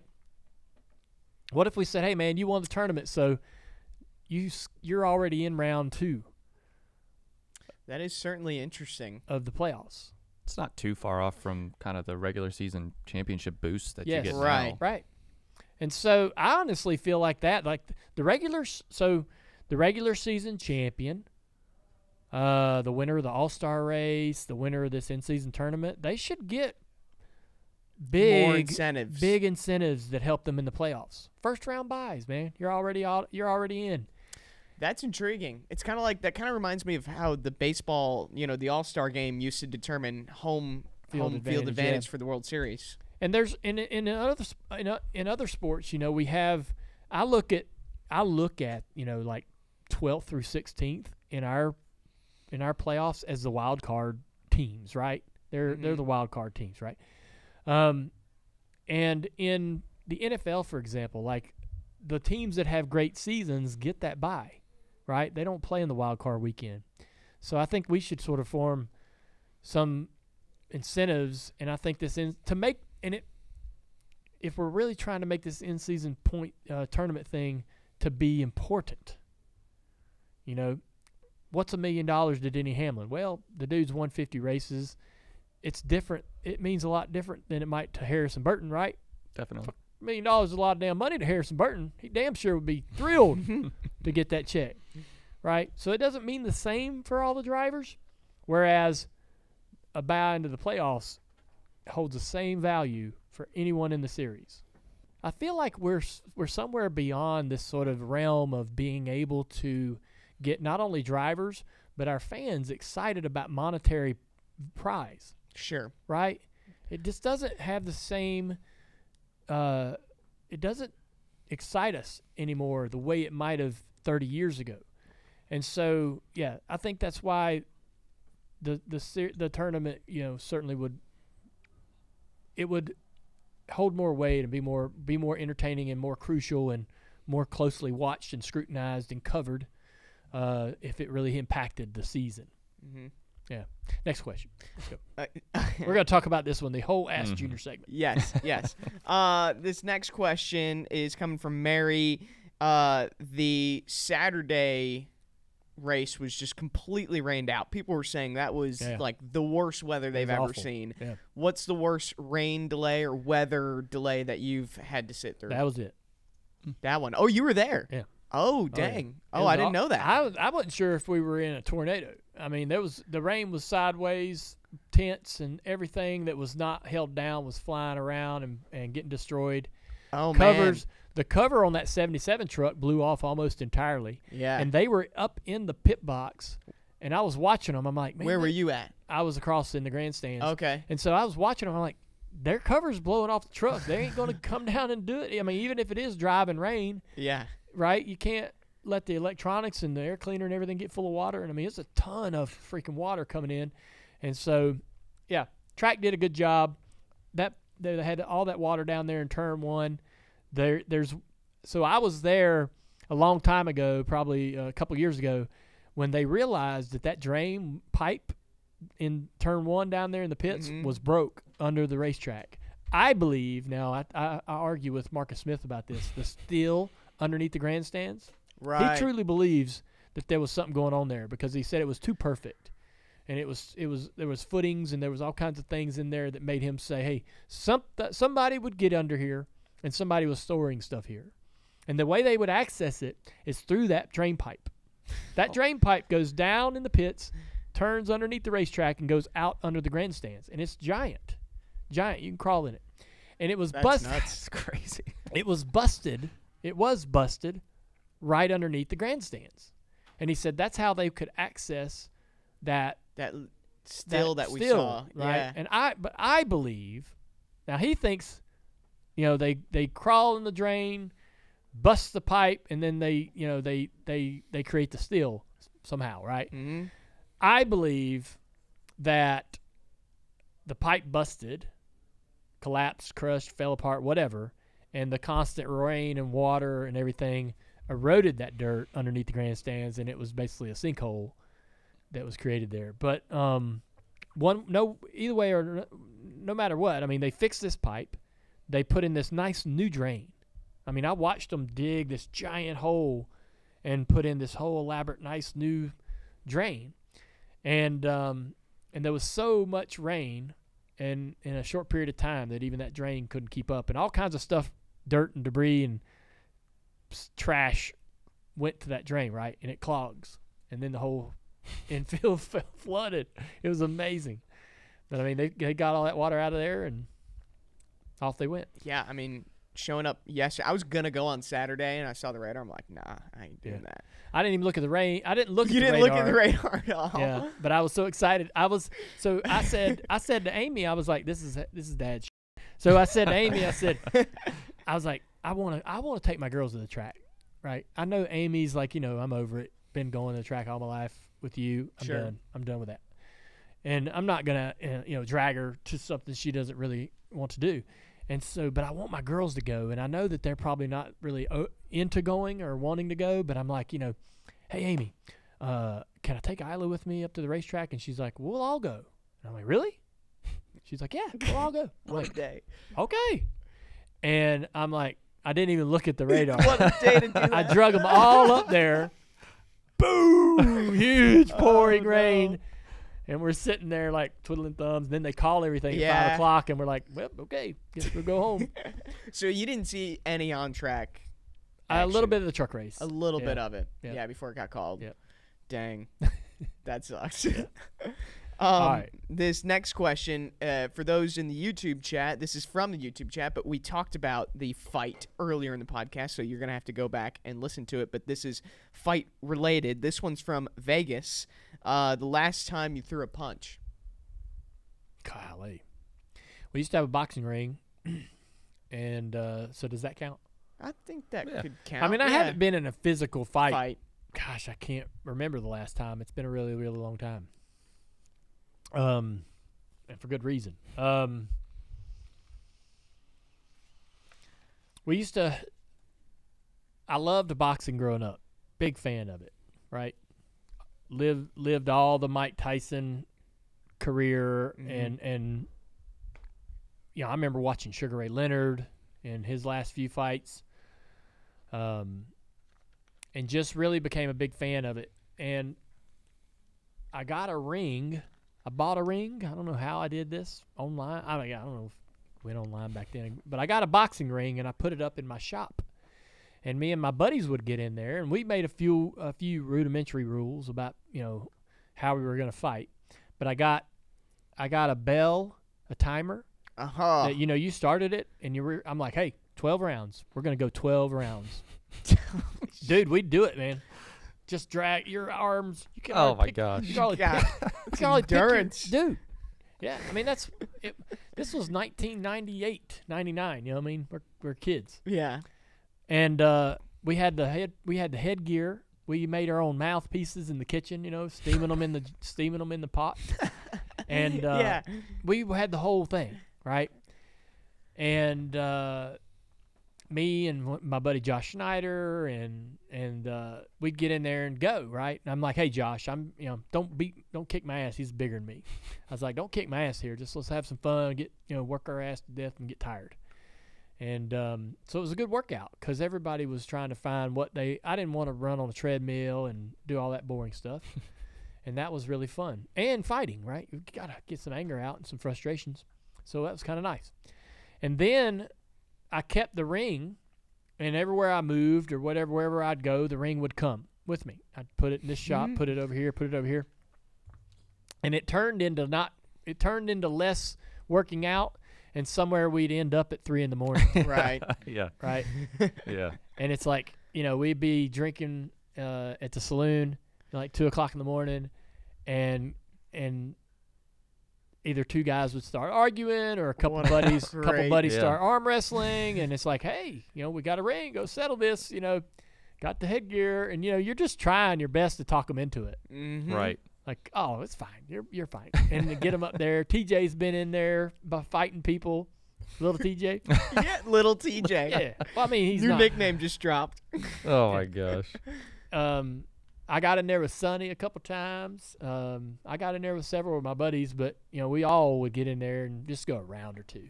You know, when you're a little inebriated, you don't need to be going It's the perfect too time hard. to do it. Yeah, it was fun, but we had a lot of fun with that. That's probably the last time I've thrown a punch was in that boxing ring. Yeah, you don't still have that? No, I donated it to a local church or a high school or something. A local church. I donated it. Church Yeah. needs I boxing wasn't. I ring. mean, I'm not Yeah. gonna throw it away, so it Yeah. ended up going away. But New meaning to Bible thumping. Yeah. oh my gosh. This next question coming from Ricky. Phoenix is back with the championship race in 2025. Your reaction to that? Is this a trick question? Huh? Is this a trick question? Did you hear that? The Homestead's like their local trying. government's making a real push to try to get it. I thought Homestead was going to be 2025. Oh yeah, Yeah, I was convinced like, oh, it's coming back Yeah. next year. something. You know, Homestead, the racetrack, is at the very. I mean, I got a house in Key West, so I know it's not the southernmost point, but it is down there. Yeah. Right. Of Right, it mainland is. Florida. It is Yeah. out in the boondocks, man. I mean, it's not in a very busy metropolitan. It's not in NASCAR country, right? It's not in the. It's not. It's just out on the fringes, geographically, and so it's really interesting to me, in a good way, that people are so enamored with it returning as the championship race. And I'll be honest, when I was there, it had that vibe, man. Yeah. When I would be there, and we'd be there in the trucks and Xfinity, and the Cup would have, they would have their night when they were going to crown their champion. And I don't know what it was about that place, man, but it just fit perfectly. And I'm sure some other racetracks could match that energy and match that vibe, but man, Homestead just felt like where we were supposed to be. And so I never really, the champion celebration on the front straightaway, it always perfect. It hit. Yeah. Did it ever fall short? Did it ever land flat?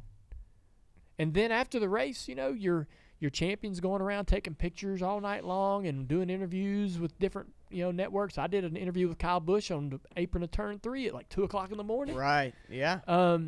It just had a vibe. And when you were done, your ass could take a left and go down to Key West if you wanted to. Oh yeah. And have a couple days at the end of the year. It's tempting. When you're done with Phoenix, you're like, only place I'm going was the freaking airport. Get my ass back to Charlotte or wherever you're from, right? Look, Phoenix they have done a ton to that racetrack to bring it up, modernize it, make it more enjoyable for fans. They've created this incredible little infield area for fans down in 1 and 2. They've done a ton to make that racetrack as good as it can be. I got to commend them. They do a really, really good job. And it is a great facility. It's a great place, a great town. I've enjoyed my race weekends there as a broadcaster. But I don't know, man. It just doesn't. I haven't felt the way I used to feel at Homestead there when I'm at Phoenix. I haven't. Something's missing. I don't know what it is. I go to that race and I'm like, man, it feels like another weekend. Maybe it's because we go there twice a year. Maybe. Yeah. Maybe that's it. Because Homestead, we're here at Homestead. There's no other reason we'd be here than the championship race. You nailed it. I think you're right. I really do. I can't put my finger on it, but I believe you might be onto something there. So, Phoenix has done a lot of work. I just really don't want to tear them apart because they have worked so hard to try to make this championship weekend a success and make people love it, make people want to embrace it. Mm-hmm. But people want what they want. And it sounds like to me a lot of our fans want to see it go back to Homestead, and I would be okay with that. All right, it's time for our Dirty Modos segment of the week, and Tampa Tim's is at the table to bring us the best bets from this past weekend at North Wilkesboro, the All-Star race, and early predictions for the Coke 600. Lots of PGA bets as well this week. Big tournament going on. A lot of, WNBA kicked into gear. A lot of people paying attention to that. And the NBA Finals still going on. NHL Finals still going on. So, there's a lot of opportunity out there. A lot of chance to make money. Yes, sir. What happened this past weekend? Well, I pulled off the perfect weekend here. Holy Yeah, and I was no pressure, just kind of wasn't sure if I was going to bet it. Woke up Sunday, and I bet Ty Gibbs to win the Open. Boom. Felt good. Yep. I bet Denny Hamlin pre-race. He had the fastest car, I thought, so why not? But he was running second, cashed him out for a little profit. And then I bet Joey Logano, and he won. So damn, dude, you did it. I swept it, yeah. Way to go. Did you have anybody telling you? No, I just kind of watched the race and said this is what's going to happen. Once Joey couldn't pass Bubba, I thought, well, okay, that's a sign that you're not going to be able to pass if everyone gets close to him. Yep. And then when whoever led that last restart, I just bet him, and that was it. Damn, dude. You know what I'm seeing? So you know what I see a lot on social media is there's these great accounts that'll give you like a couple of bets a day, right? And they'll give you analysts and all that stuff on it. Is that something that would interest you as a piece of talent? You're a part of the show, man. You're a piece of talent on this show, right? Yeah. You're one of the dudes. You got this cool name, Tampa 10. Yeah.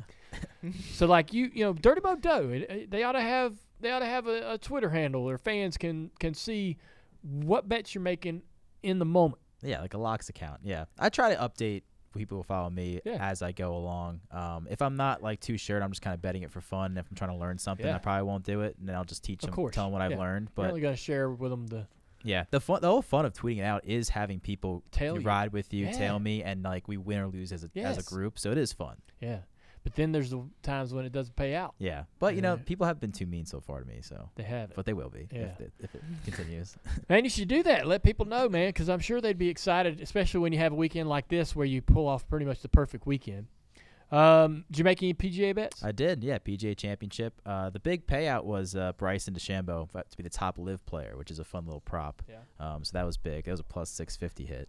Our Dirty Model United Nations parlay of our top Spaniard, Swedishman, and Japanese fella did not hit. Nope. The Swedish man did not make the cut, so that hurt. Damn it. But we were close, 2 out of 3. All right, what's going on for the Coke 600?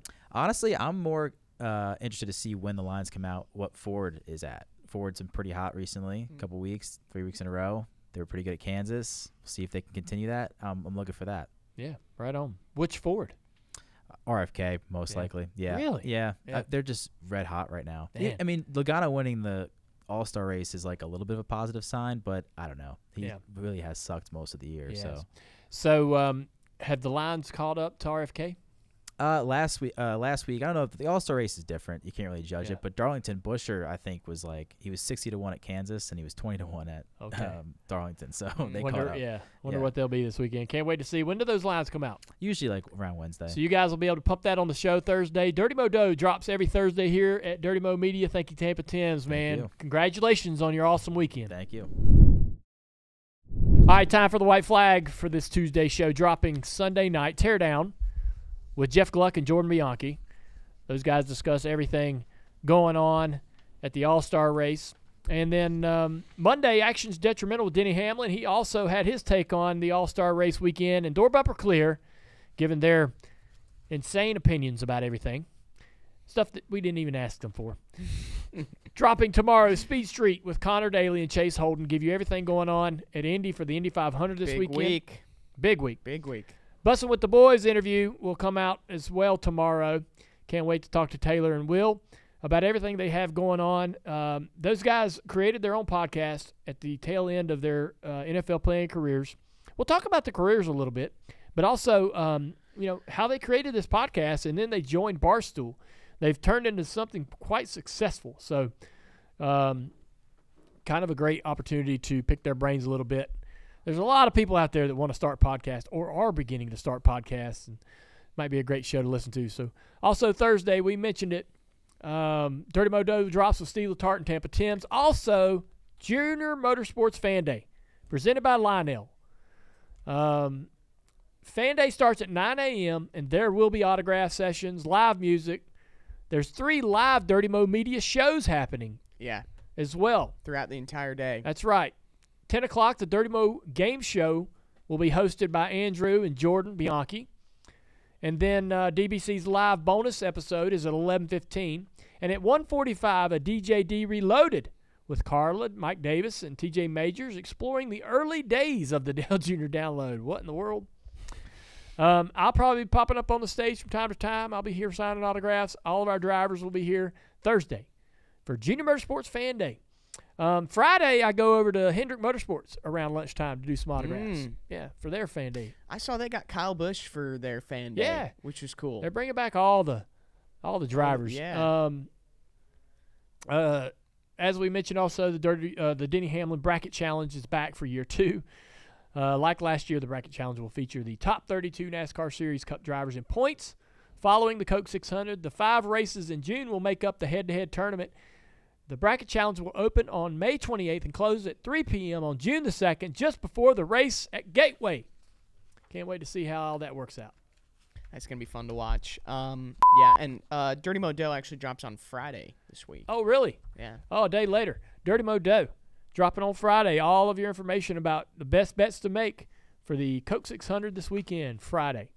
It's been a great show. Hope you guys enjoyed it. Tune in tomorrow for the boys from Bussin' with the Boys. The Bussin' with the Boys podcast. The boys from Bussin' with the Boys. Bussin' with the boys. The boys. Boys, for the boys. All right. Boys, for the boys, Bussin' boys. See yous.